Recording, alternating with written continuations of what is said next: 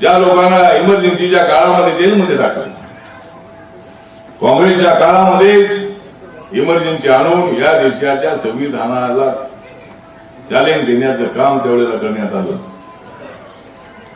संविधान जे आहे ते संविधान बदलण्याचा प्रयत्न करण्यात आला. त्यात राहुल गांधींनी सातत्यानं मोदींवर आरोप करावे. हे संविधान बदलणार आहे. संविधान फक्त ते दाखवत होते. संविधानातलं एक पुस्तक त्यांनी उघडून कधी वाचलं नाही आणि फक्त निवडणुकीच्या काळामध्ये संविधान दाखवत होते. पार्लमेंटमध्ये निवडून आले, चांगल्या जागा मिळाल्या, ते ठीक आहे. राहुल गांधी आहेत फार जोमात. थोड्या ज्या जागा आल्यामुळे राहुल गांधी आहेत फार जोमात. नरेंद्र मोदी आहेत आपल्या विकासाच्या कामात. जरूर आपल्याला काय करायचं